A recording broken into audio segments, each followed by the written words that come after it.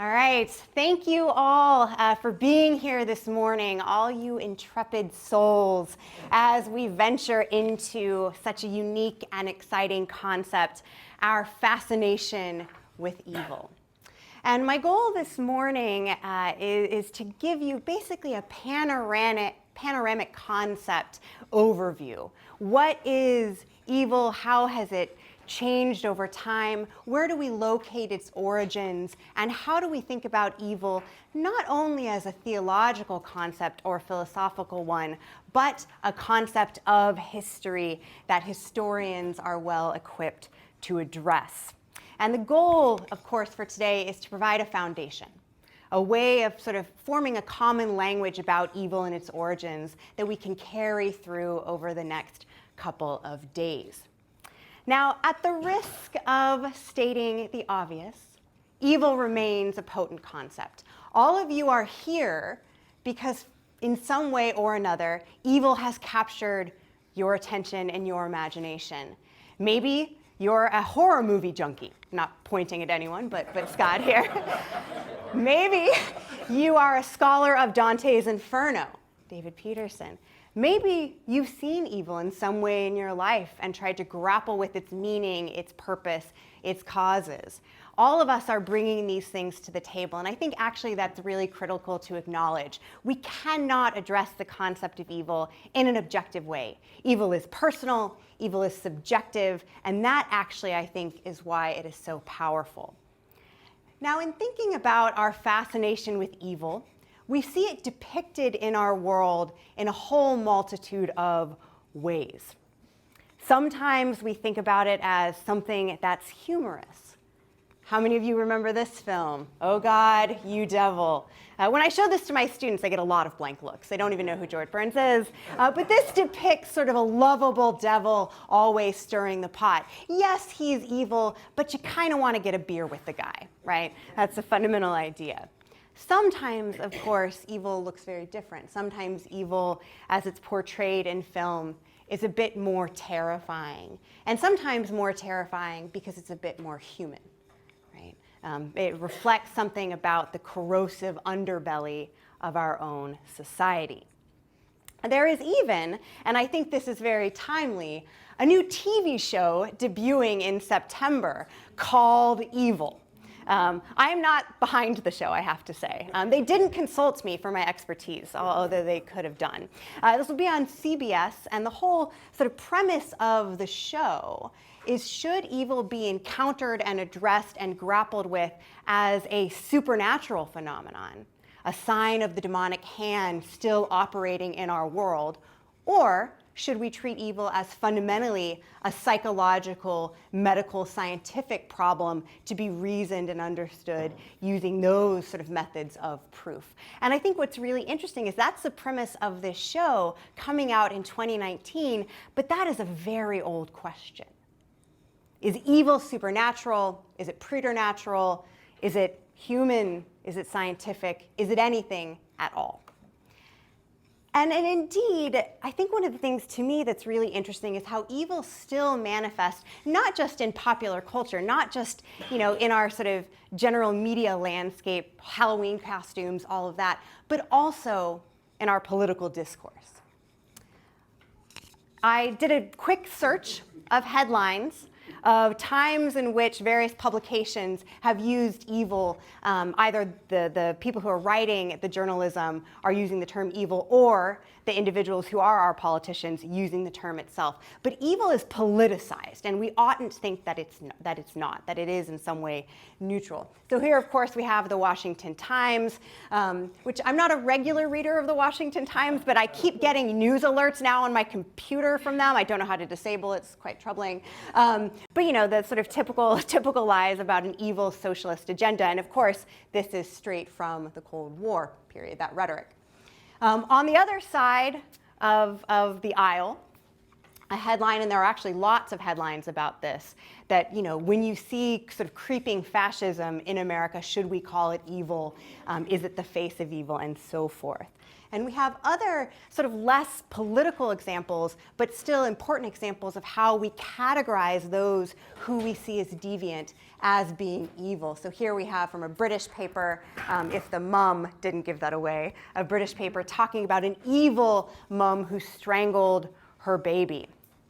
Something that has been seen, I think, is the ultimate act of evil for a long time, harming children. Children are at the core, in some ways, of so many of our conceptions of how evil and evildoers operate. I expect we'll come back to this in a range of ways.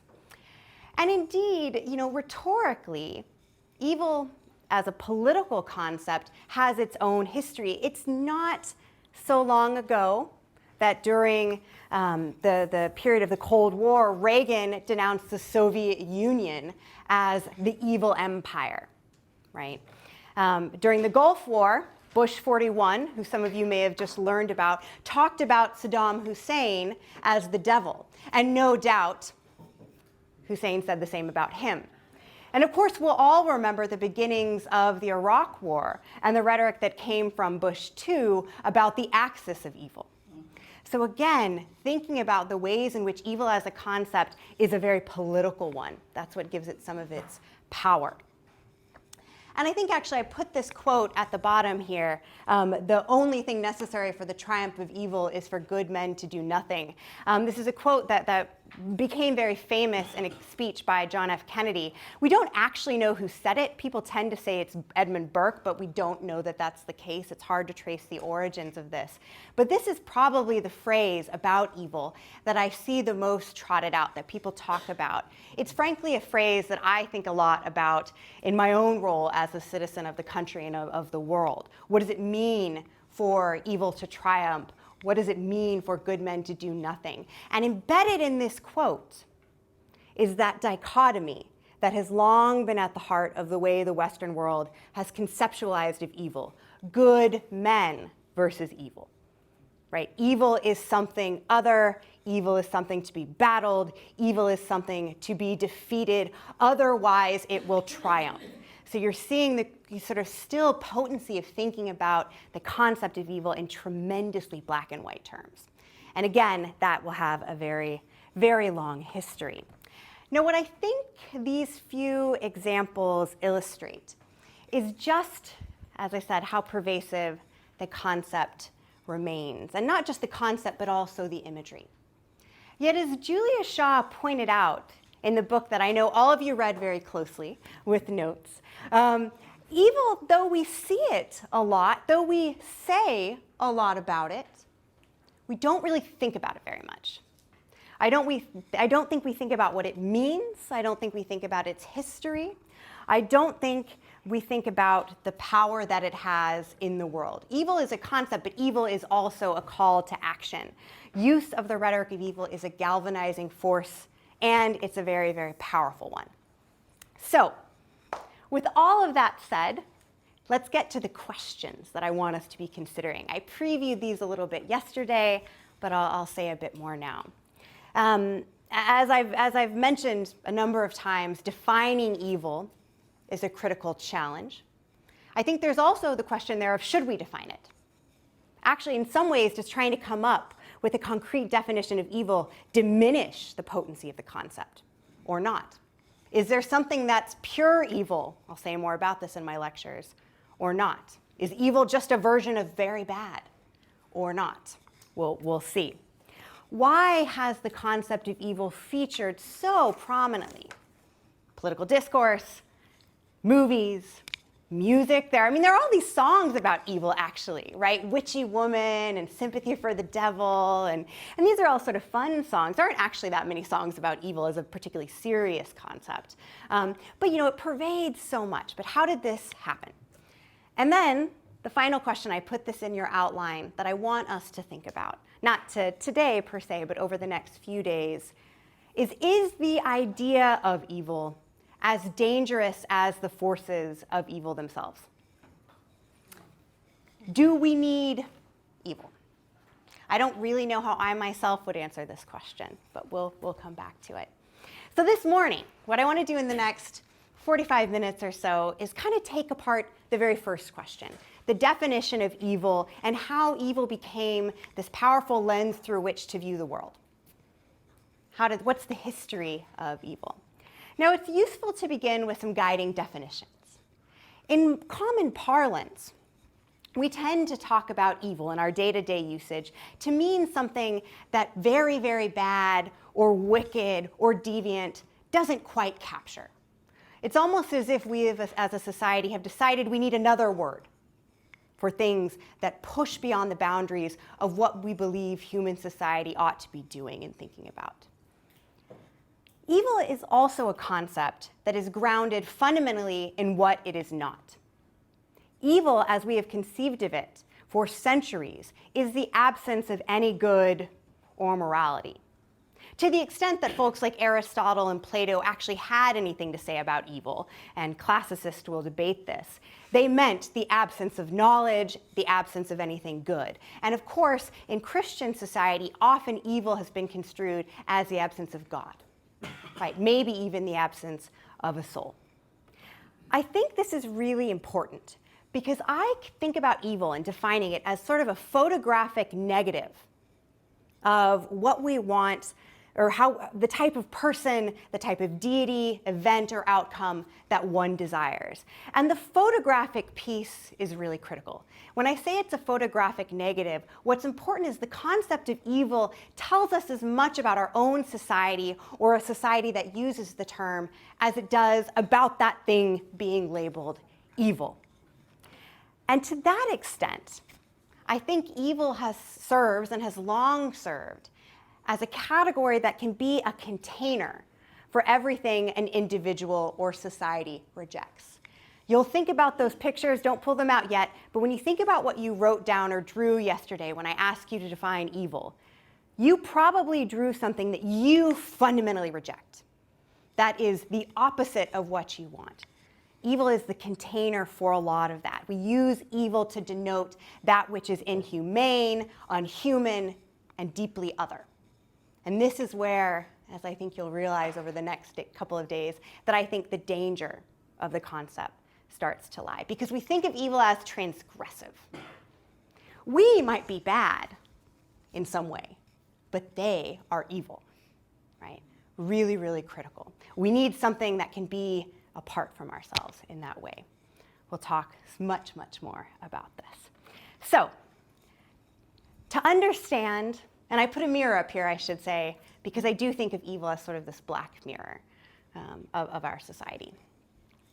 To talk about evil in any historical sense, we have to think very critically and very carefully about the star of the show of evil, the figure that has in some ways been the star of my own academic show. And of course, here I'm talking about Satan. Yeah, speak of the devil.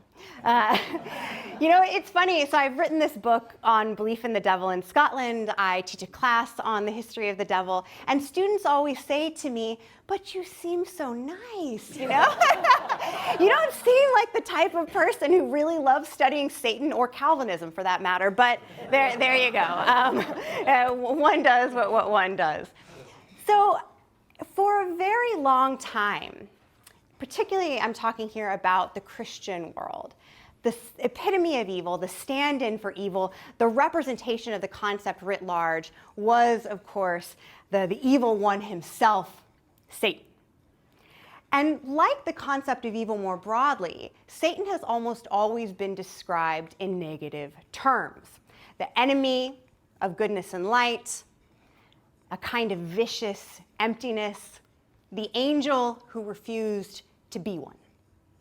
Satan understood in these negative terms. But Satan has not just been an abstract theological idea. And I think this is really critical. When people, particularly in the pre-modern world, thought about Satan, they didn't sort of closely read passages in Genesis or Matthew that gave them an idea of the devil. They believed Satan was in their homes, in their beds sometimes. There's a lot of stuff about sex with the devil. Well, you'll hear about it, don't worry. There's a salacious part of all of this. There's a PG-13 Alumni College program. I feel like we all meet that basic age requirement. The devil was really, really critical in the minds of many, many pre-modern Christians. And there's a long evolution to that fact that I'll talk a little bit about. But first, before I say any more about Satan, it's worth pointing out, and students always ask me this, but did he exist? Well, for the historian, that's kind of an irrelevant question. Satan exists because people believed, and still believe, that he does. And that belief has tremendous amounts of power. And indeed, I would argue very strongly that it's impossible to imagine Christianity or even the world more generally without the concept of the devil, which is the primary lens that I think we still think about the concept of evil through. So the first thing to say here about evil is that I think the way that we conceptualize of evil is a problem bound up in the idea of monotheism. That is to say, believing in one all-powerful, all-knowing God. Many, many ancient religions believed in some bad forces of evil, right, to some degree. But they were also very comfortable with the idea of gods and spirits that could be both. There was a comfort with a certain degree of duality. Many ancient religions believed they existed in a world of good gods and bad gods, and those who embodied both of those characteristics. But as the idea of an all-knowing, all-powerful God develops, and an all-benevolent God, the foil for that develops as well, which I'll go on to talk about. To understand Satan, we do have to think about God. And one of the things that's always fascinating to me about modern Christianity is that Satan hasn't actually fared very well. There are a lot of modern people who identify as Christian. If you poll them, they believe in God, but don't really believe in the devil. Or if they do believe in the devil, they think about Satan as sort of a metaphorical concept, a symbolic evil, right? Satan is among us on earth, hell is other people, et cetera, et cetera. So this is, there's a lot to sort of think about with this. But the devil, for a very long time, believing in the devil was not a choice for Christians. And I'll suggest actually why I think Satan has fared less well than God, and if actually I think there's any logical coherence to that. We'll come back to this. Now, in the early books of what we would call the Christian Bible, or as I think more accurately we would think about the Old Testament as the Hebrew Bible, God is presented as both the creator of good and evil. Here I'm thinking of Isaiah. 45:7 for those of you keeping track. And it says, I form the light and create darkness. I make peace and create evil. I, the Lord, do all these things.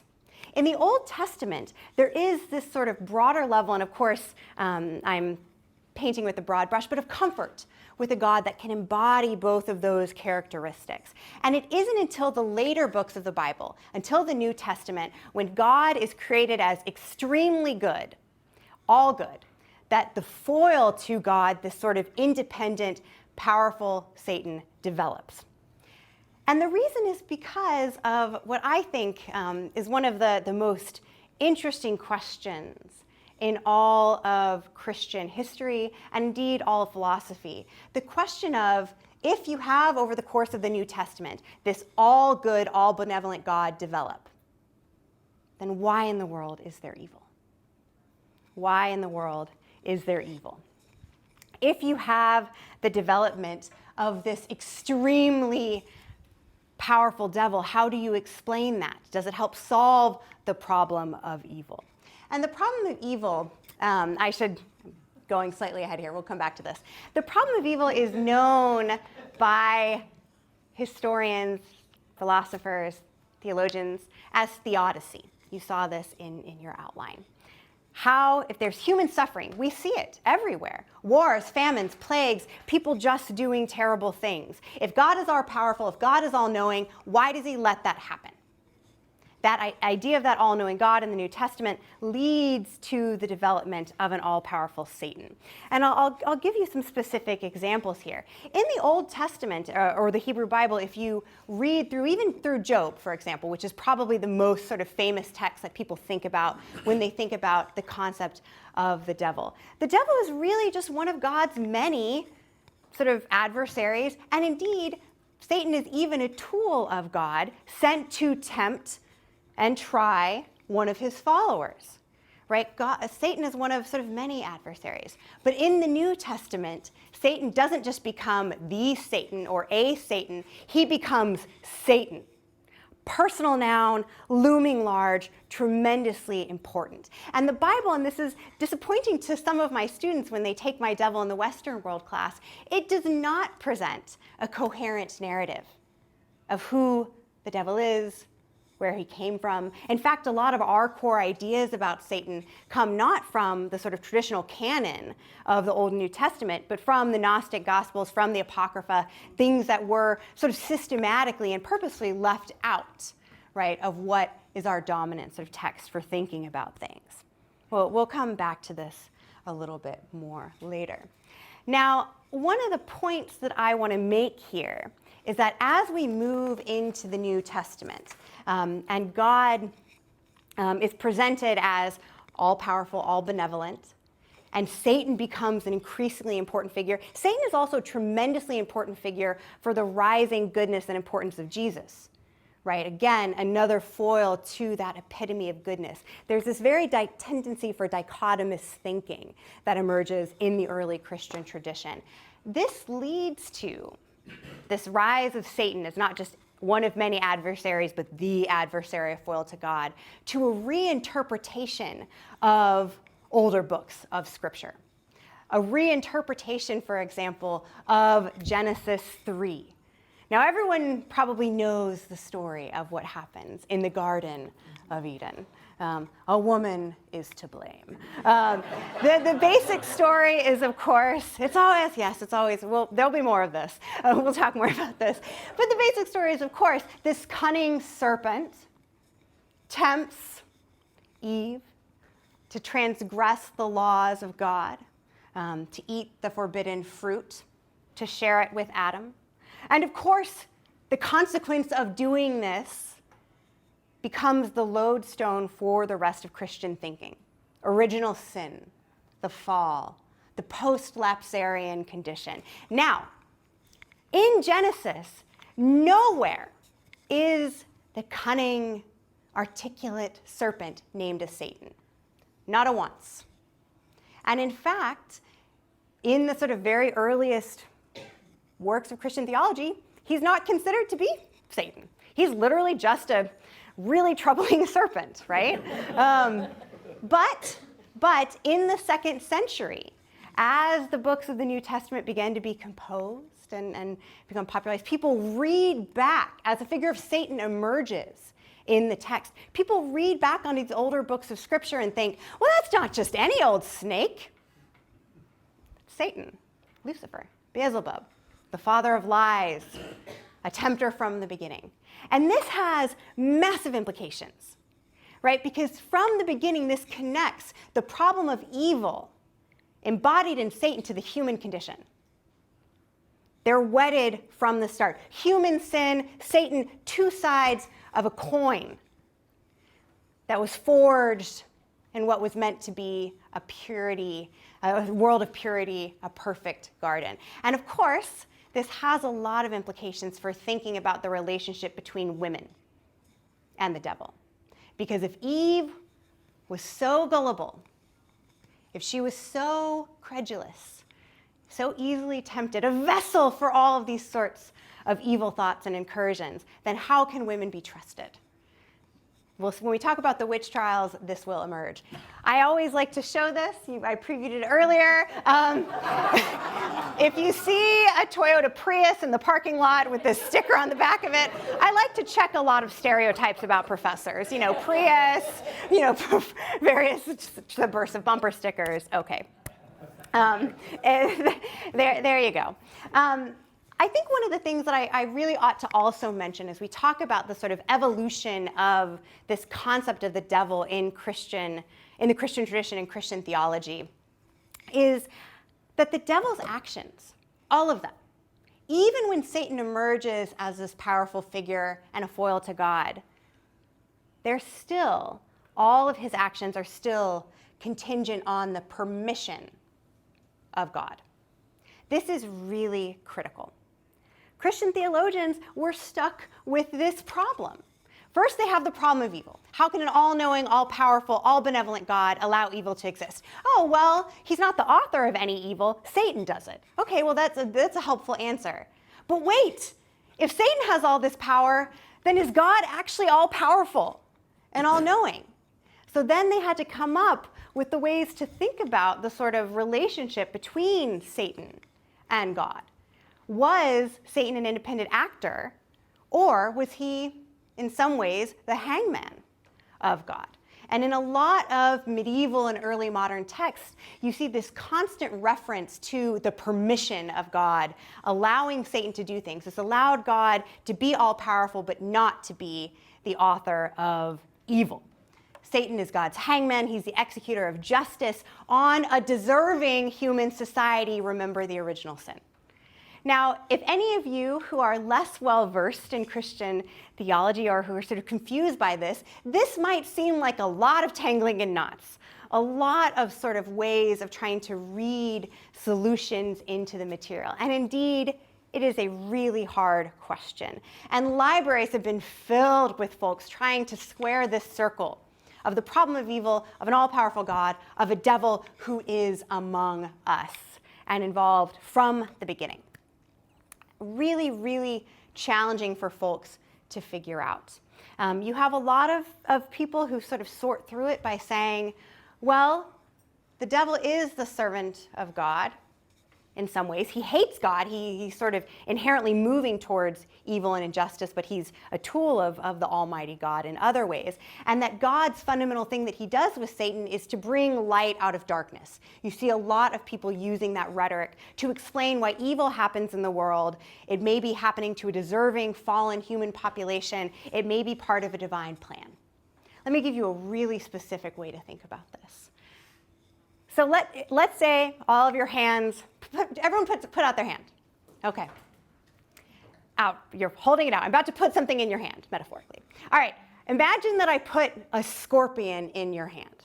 I'm from Texas. I've seen these guys. I know what they look like. Pretty scary. The scorpion bites you. And there were people who would say, tell me evil doesn't exist in the world. How do we explain that? Why does God let this sort of horrible creature like a scorpion into the world and bite my hand, inflicting venom into my veins? Well, what some people said in order to show this relationship between God and the devil is that you're not thinking about it the right way. Augustine wrote about this, who David will talk a little bit about later. You're not thinking about it the right way. Because yes, it's evil to you, and the scorpion itself may be an agent of evil in this circumstance. But biting you wasn't bad for the scorpion. And maybe when you were in church the other day, you were having some impure thoughts. Maybe you have wronged your neighbor. Maybe you didn't do the required levels of penance, whatever. And your punishment isn't actually evil, but part of the plan.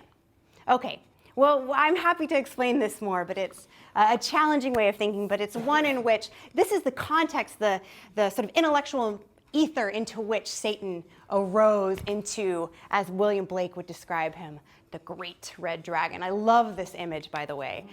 It's on a number of books about the devil, some of which I've made my students buy, and then they feel very awkward carrying this around on campus. Their friends are concerned, but they blame me.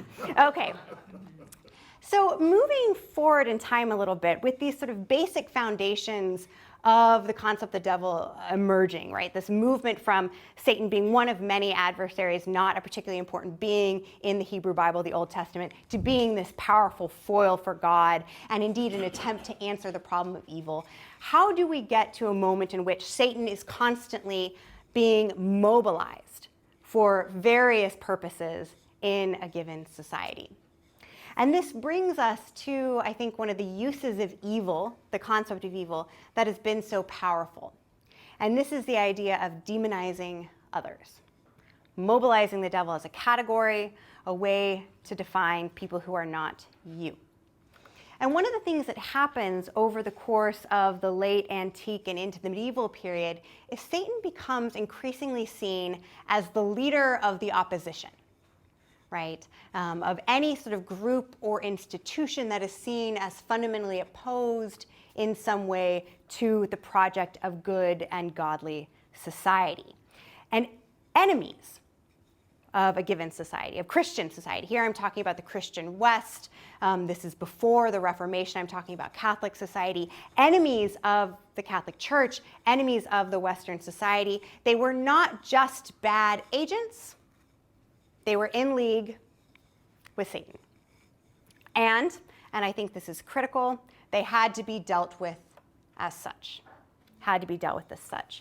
Now, I should note, and I think this is important, I'm not claiming that Christianity invented the concept of evil.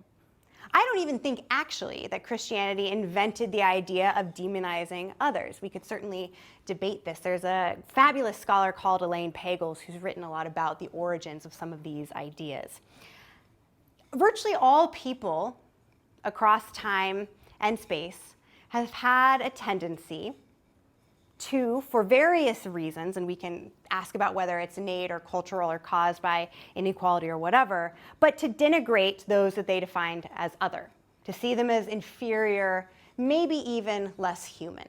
The Egyptian word for human being, for example, just means Egyptian, right? Everyone else maybe wasn't.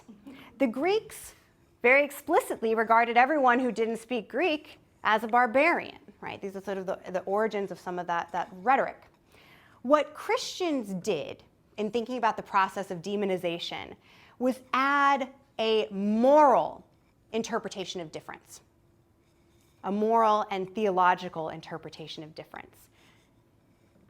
It was read to mean if someone was different, if someone was other, they were potentially a servant of Satan. We are God's people, you are the devil's. That is tremendously important, and I think has had really, really lasting consequences in how we think about the world.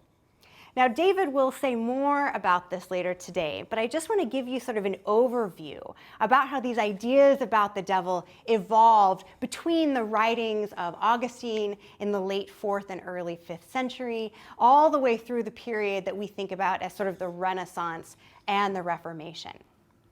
During this era, so from roughly the 4th century to the 15th, the devil grew to the apex of his power. You had all of these scriptural foundations. People were reading them. People were also reading Gospels that weren't part of the sort of main canon, right? The Apocrypha, Gnostic Gospels, and so forth. But they had this main idea of the devil as an adversary and as a sort of leader of the opposition. And that becomes more and more pronounced as Christianity and as the Catholic Church as an institution finds its firmer footing in society and perceives itself as under attack from enemies within and enemies without. Now the question is then, how did ordinary people in Christian Europe, when they thought about their enemies, how did they know to associate them with Satan? How does Satan become elevated for the ordinary person who's maybe not counting angels on a pinhead, right? Which I actually think, just as a side note, I actually think that that's a really relevant question. And so folks like, Thomas Aquinas and others would spend hours thinking about, how many angels can fit in a square meter, or if hell exists and people are resurrected bodily and they go to it, do they defecate in hell? They really wanted to know the answers to these questions. And we laugh about them, and they are, one does wonder how much mead is being consumed as these sorts of questions are being asked. But if you believe in hell, if you believe in a heaven, why not ask these questions? Aren't they actually the rational questions to ask? Anyway, I can say more about that if I have a chance later. But the way that these ideas were communicated to ordinary people, the way the devil grew in the popular imagination as well as in the theological foundations of the medieval world, was of course through art in one way. It's really between the 6th and the 8th century that you actually start to get depictions of the devil on church frescoes. In a lot of saints' life stories, the devil starts getting painted and depicted quite a lot. Again, the use of this sort of black and white dichotomous foil becomes really, really critical. Preachers, of course, in the medieval period, preaching was slightly less important than after the Reformation, but still pivotal. And preachers would talk about the devil going about like a roaring lion, right? P from Peter. All of this really critical. And pamphlets, after the printing press was developed in the 15th century, would describe the devil hiding in people's houses, hiding in the woods, tempting those who were not wary to do the worst deeds at the back of their minds, right? All of these things help to sort of expand the image of Satan in the popular imagination. And amid all of this, amid the rising, not just theological importance of the devil, but his visibility, the Christian West also began to become increasingly concerned that the apocalypse was nigh. This is also really important. And if you're going to ask the question of how evil was understood historically, and why the Christian West became so fixated on evil as manifested by the doings of Satan, you have to understand that they believed that they're living in the last days. And as such, according to the book of Revelation, Satan is loosed from his chain. He is out. He is about. And he is making some waves. And I think to frame this less theologically and more historically, of course, in this period, and here I'm talking 11th, 12th, 13th century, the Catholic Church is having a hell of a time of it. The Christian West is very stressed out. The Ottoman Empire is growing in power. There are lands considered by Christians to be their holy sites that are being occupied by Muslim communities, right? That the Crusades begin in earnest. At the same time, one of the things that you have happen is the Christian church is more and more organized, more and more structured. And there's an attempt to draw a more definitive circle around deeds, practices, ways of engaging with the supernatural world that are considered orthodox and appropriate.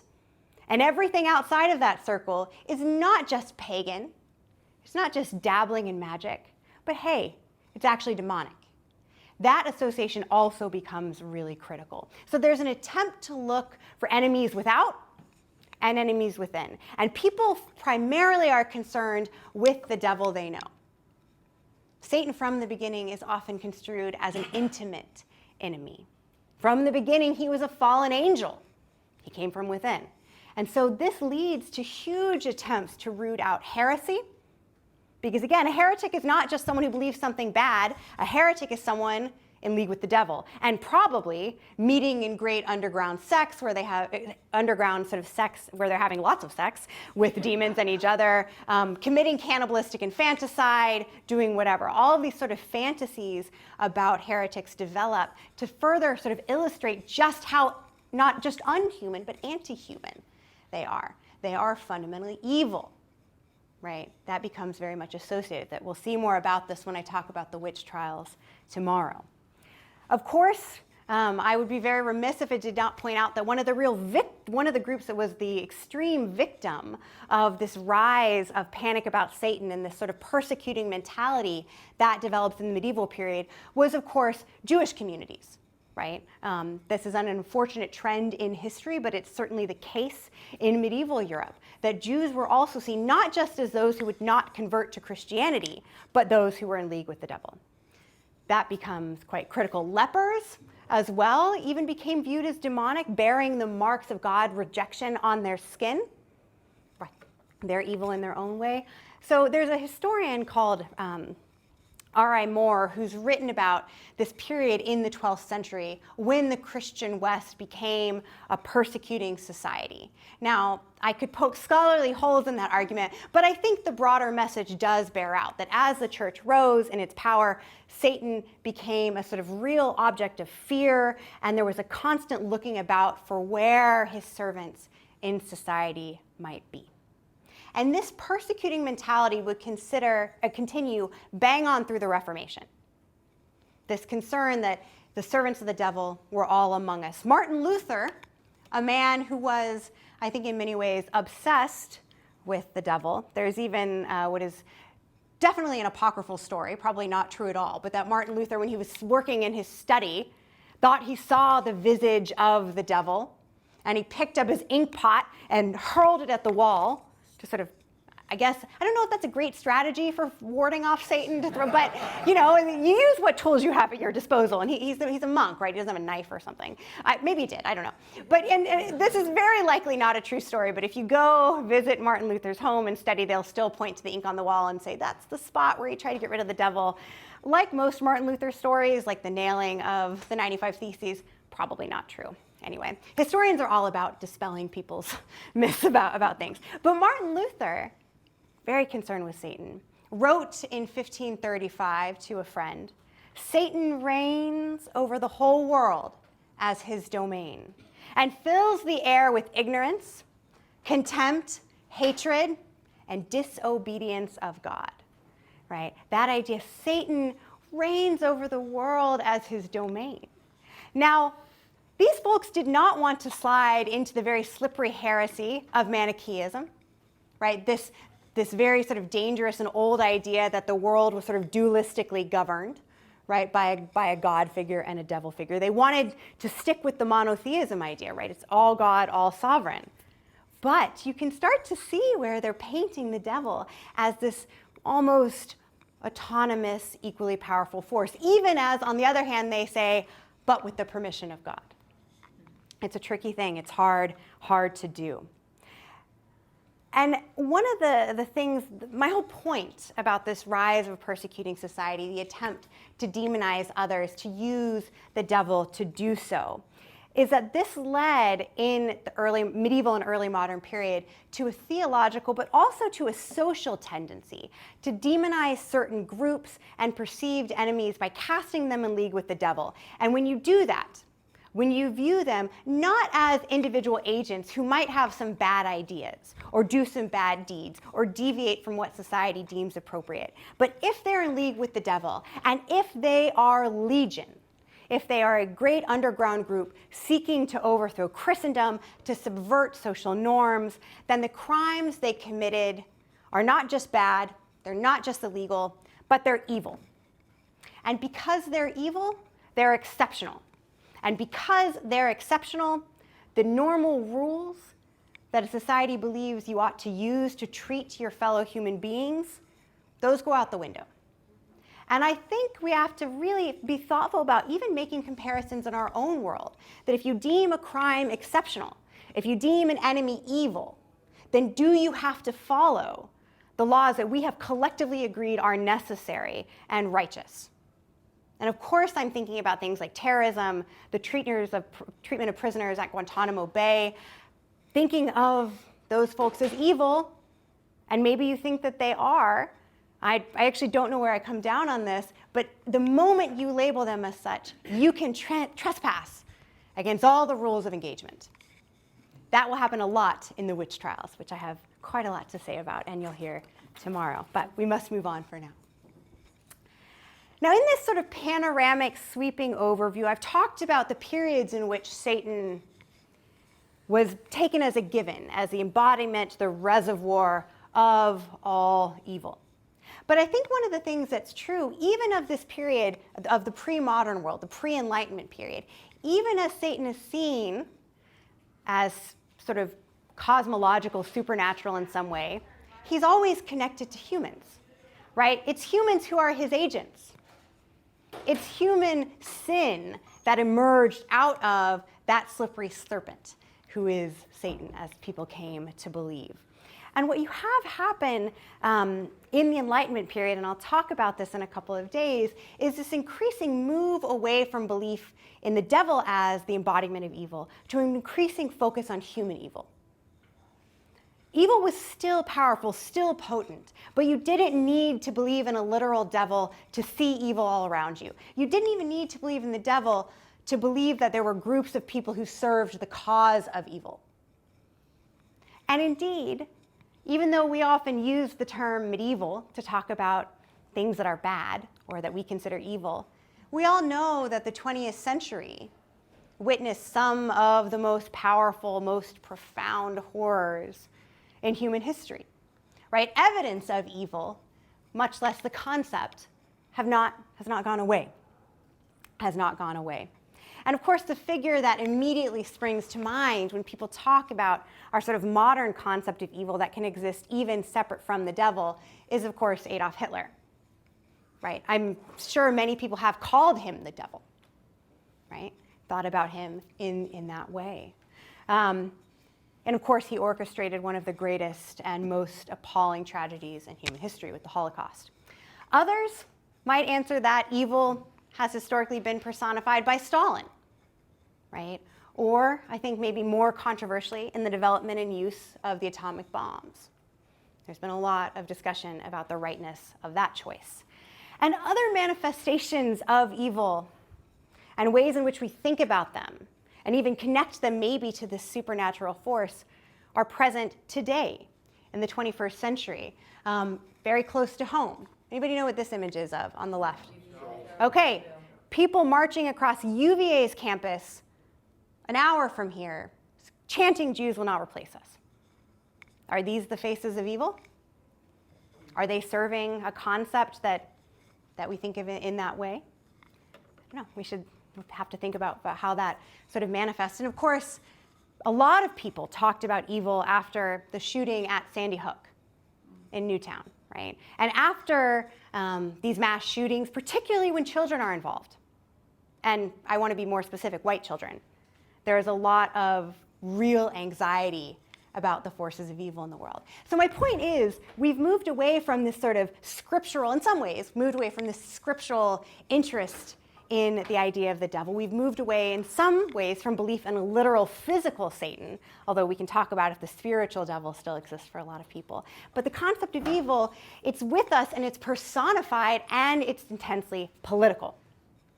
So I think whether or not evil is human or demonic, the concept has a history that is still informing how we think about it. So what I want to do in the very last sort of little bit of this lecture, who brought their drawings? Did everyone follow the rules? Oh, I see some shamed faces. Raise your hands if you brought your drawings. Okay, if you didn't bring them, that's okay. Raise your hand if you remember what they were. I don't know how many drinks people had after dinner last night, but all right, hopefully you remember what you wrote or what you said. So I want to return to this. I've given you a very sort of broad overview of the beginnings of the concept of evil and the devil and the uses and abuses of Satan. But I asked you on that very first day, I purposely did not give you any hints, any clues, any even overview of what I was going to do, because I wanted your mind to go to what it thinks of as evil without really having to think about it.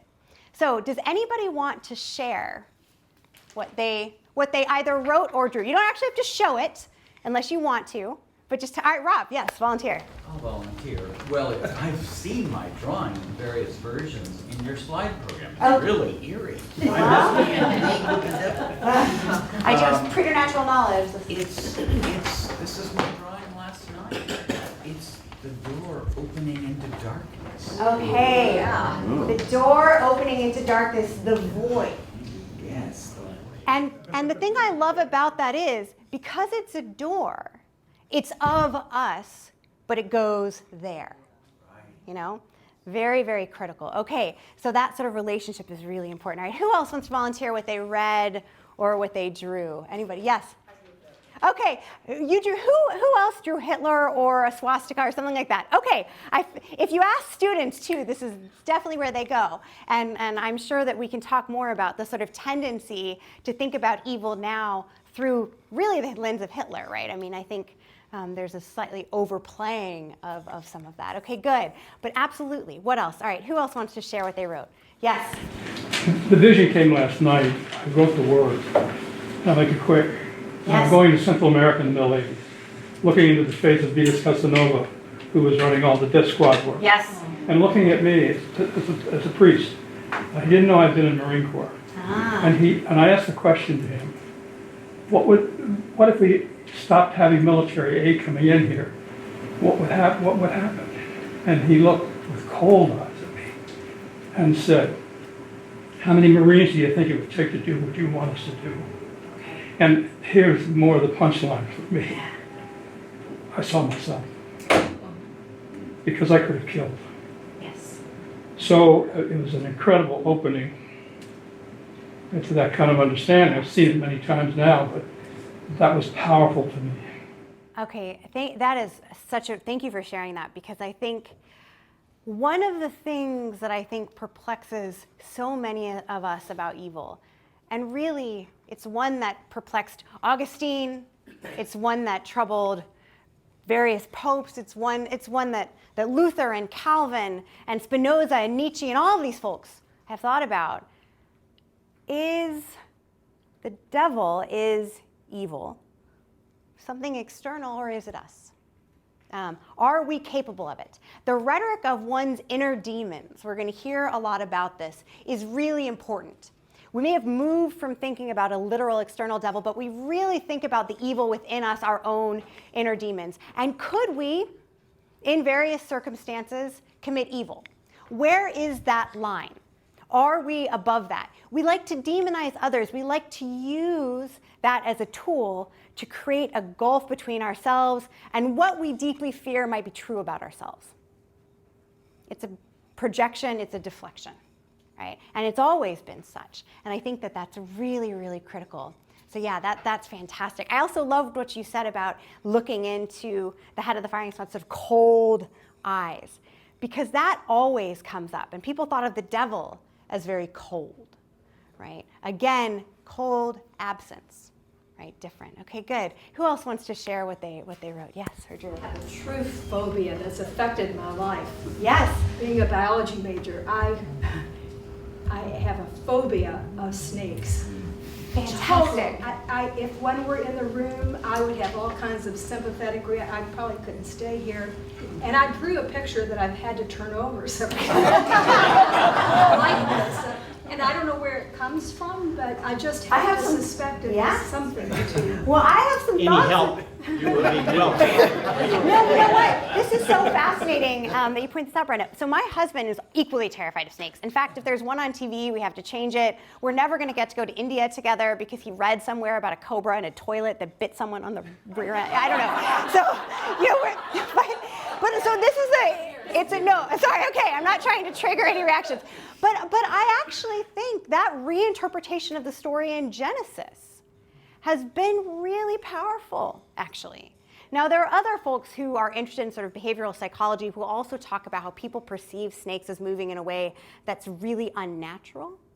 And that language is also often a stand-in, or at least a component of how we conceive of the concept of evil, right? So yeah, but the imagery of the evil snake, I mean, and some of that's also, frankly, just sort of survival skills, right? Snakes can bite you, they are poisonous. There's also that reaction. But I think we shouldn't underestimate those 2nd and 3rd century rereadings of Genesis and what they've done for the poor snake population.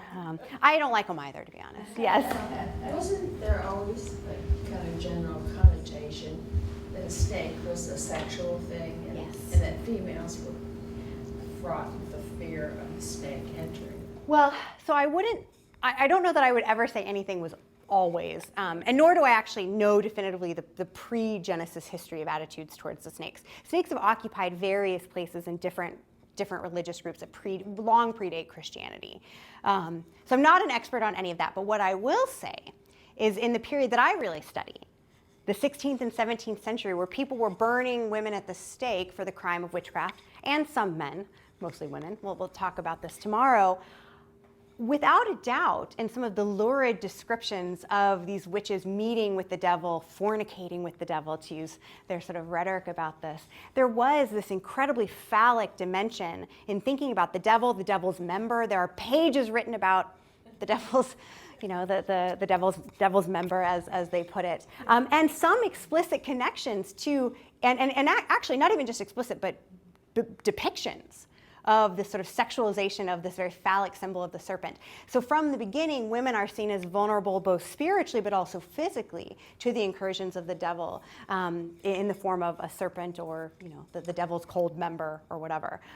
We'll hear more about that, but yeah, so that's really interesting. Okay, yeah, Scott, what do you? Yeah, this was just such a great question. If I could quickly add to that, outside the Western context that Dr. Brock is talking about, I know you're interested in East Asia, and the serpent, the dragon, serpent people are images of enlightenment, luck, wisdom. It's actually very interesting to compare the mythology of the Chinese dragon to what the dragon becomes in the West. How the dragon gets identified with the bright red dragon as opposed to a celestial power. Yeah, so again, I think this suggests the sort of, even for those of us who are not professing Christians or weren't raised in a Christian tradition, this is the water that we swim in, right? Culture is the water that you swim in without actually knowing you're swimming in it, right? And so we're all informed by that sort of shared pool of cultural meanings about the devil, about the snake, all of that. But it would be different in a different society in some way too. One of the most famous snakes in the history of world religions is Mukalinda, who was a Naga who sheltered the Buddha and gained enlightenment along with him at the Bodhi tree. Yes. So what else did y'all draw or write? Who else wants to share? Yes. Okay. We have an image here. That's the gate of Auschwitz. Okay. Okay. Oh, wow. So it's not a person, but not a place. Not a person, a place, yes. Yeah, that's fantastic. So hell on earth, right? Lorded over by Satan. Evil is what we do to other people, right? Okay, yeah, absolutely. And I think one of the things that is so interesting to me is, I've heard people who've gone to Auschwitz or Dachau or various other sort of places associated with the Holocaust and talked about this sort of feeling this pervasive blanket of evil, sort of that's still lingering in the place. And these are friends who are totally secular, but who still sort of feel, and I actually think that's a really important point. When we think about things like the Holocaust, when we think about the transatlantic slave trade, when we think about some of the greatest atrocities in human history, sometimes the scientific explanations, even for those of us, or the social explanations, even for those of us who are totally secular, they're not enough. And I'm going to explore that over the next couple of days because it's a really interesting question. All right, who else wants to volunteer what they should? Well, you drew eyes. Do you want to? The eyes are always the gateway to the soul. Yes. Okay. Yeah, absolutely. You just look at the eyes, they look so deep and so evil and so ominous. And I think that's another thing that is tremendously interesting to me, that the way human eyes are unique. And if your eyes are other, unnatural, something else, right, that could be a sign of one's evil. And indeed, often you see evil depicted as the eyes are black, right, the void of anything beyond them. Yeah, okay, good. Maybe just one or two other folks sharing. This is fabulous. All right, well, who else wants to bravely share what they wrote or what they drew? Yes? All right. Well, for some reason, and this is a different take, I thought of a picture on the cover of my daughter's book that's called Grendel, monster from Beowulf. Okay. But it's also he's kind of like screaming. His head is lifted and screaming like he's evil, but he's in pain. Okay, evil but in pain. This is fantastic.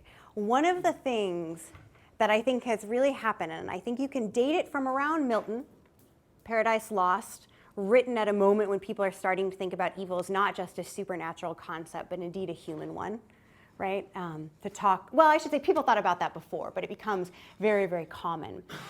There's one of the things that I think is interesting about monsters, and Scott will know much more about this than I do, but the devil becomes more sympathetic and in some ways almost more monstrous in a human way, right? Not this sort of winged demon in the clouds, but sort of the monster among you. And what's interesting about monsters is, I mean, nobody talks about the devil's emotion. I've thought about writing a book on this. People talk about envy, rage, maybe lust, but they don't talk really until Milton in any extensive way about the devil feeling pain or want or loss or any of those things. But when people start to talk about monsters, they're this sort of hybridized, they're a little bit demonic, but they're also very human. They're a manifestation of our concern with our own inner demons, right? And do you feel sympathy? I mean, Beowulf is all sort of about this question, right? When do you feel sympathy for monsters? When do you not?